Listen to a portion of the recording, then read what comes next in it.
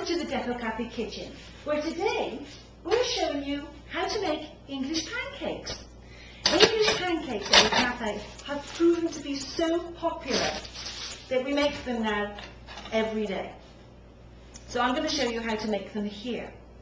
First of all, I've mixed together 12 ounces of all-purpose flour with 2 pints of whole milk and 7 eggs. I've whisked it all together, making sure there's no lumps in it, and I've let it rest for about an hour and a half. I've got here a frying pan, and it's about 8.5 inches in diameter at the bottom, at its base. I'm going to rub olive oil, or you can use vegetable oil, all over the base of this pan. It's a French technique.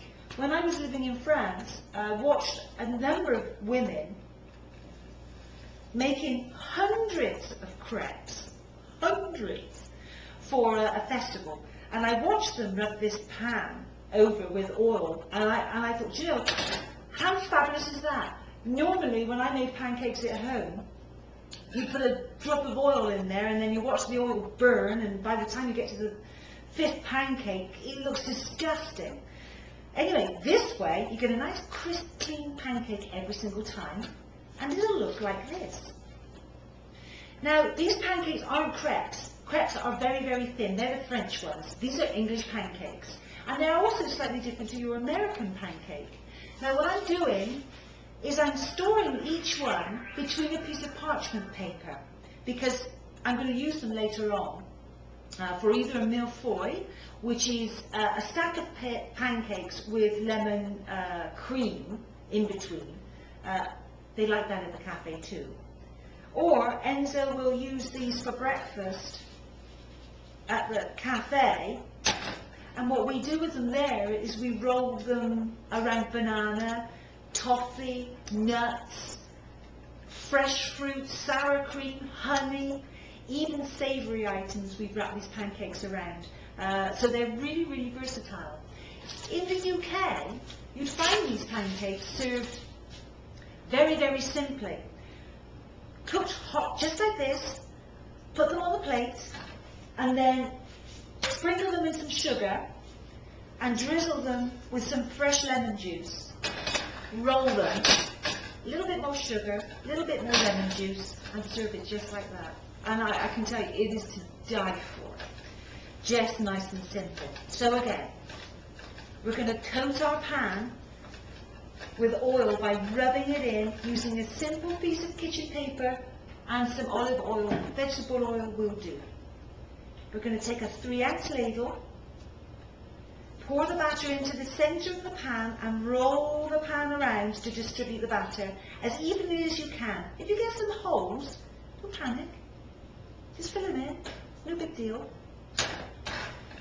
Now, each pancake takes about 2 minutes to do on either side.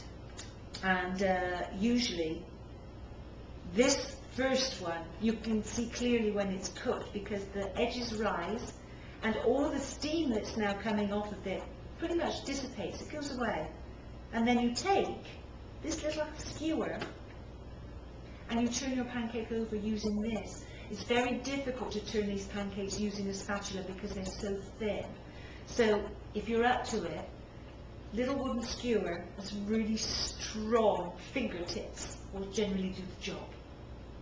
So, as you can see, the pancake is beginning to curl on the edge. So I'm going to just lift it with my little skewer. Again, this little technique. Flip it, and it's a nice colour underneath. Now it's going to get that nice colour on the other side. I've got my heat set at 9 on my electric ring here. If you're using gas, you want it just above medium. Usually gas is more efficient than electricity at getting your pan evenly hot. So go careful with that. It'll take a little bit of experimentation. Once you turn it onto this side, it moves. It doesn't move the first turning, but it moves now, which means that you can give the kids a little bit of a spectacle by flipping it. Enzo likes to do these now. And the flipping motion is just like a railway wheel. Just like that. Bang. with lots more confidence. You don't have to toss it high, have it stuck to the ceiling. You don't need to do that. But you see how easy it is? Now these will, make sure you drag at the bottom too, because sometimes flour may be settling at the bottom of your batter. So, but once you get into it, I tend to switch the radio on if it's working. And this whole amount will yield me about 25 to 28 pancakes. So that means 2 minutes either side. That's a long time cooking pancakes. But you know they're worth it.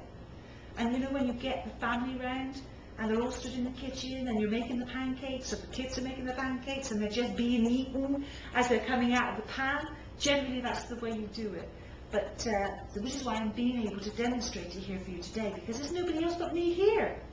Quite clearly we've got a pile. By the time I finish I should have a pile this high. So there you have it. English pancakes. Stuff them any way you like. Wrap them, roll them, serve them to your family, savoury or sweet, it really doesn't matter. But have fun with it.